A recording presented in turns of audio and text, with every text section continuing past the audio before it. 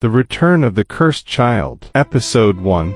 Goddess of Death. Many years ago, in the forgotten village of Umuoka, there lived an old woman named Tina. In one terrible day, she lost her husband, her children, and everyone she loved to a mysterious sickness. Since then, the villagers feared her and called her a witch. They avoided her hut at the edge of the village. They spat whenever she passed. They said death followed her shadow, but Tina lived alone in silence until the day the river brought her a child.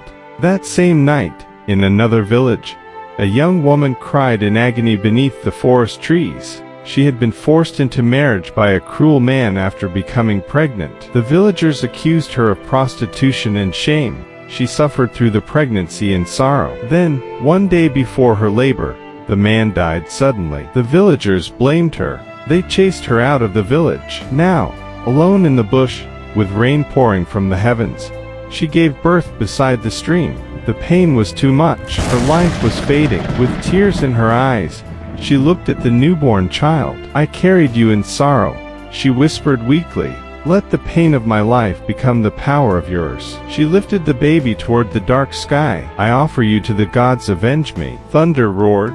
Then she whispered the child's true name, Morana, the goddess of death. "Your name shall be Morana." With her final breath, she placed the baby gently on the stream and died. The river carried the crying child through the night. At dawn, Tina went to fetch water. There, floating among reeds and mist, she found the helpless baby wrapped in cloth. The old woman looked around. No mother, no footprints, only the crying child. She carried the baby home and raised her as her own, but she never told anyone. She gave the child a simple name, Ada. Rumors spread through the village. The witch now keeps a strange child. That baby came from spirits. Nothing good will come from that house. But no one took it seriously. Years passed. Ada grew into a quiet but unusual little girl.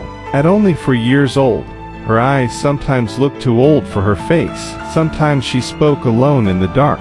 Sometimes animals died when they stared at her. Tina feared what she did not understand.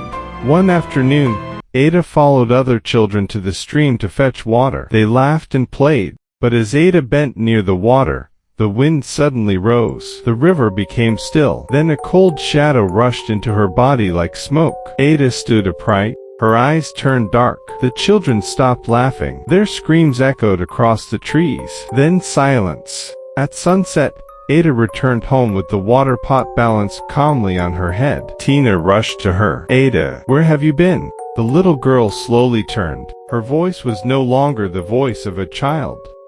"Mama, do not call me Ada." Tina stepped back in fear. "What did you say?"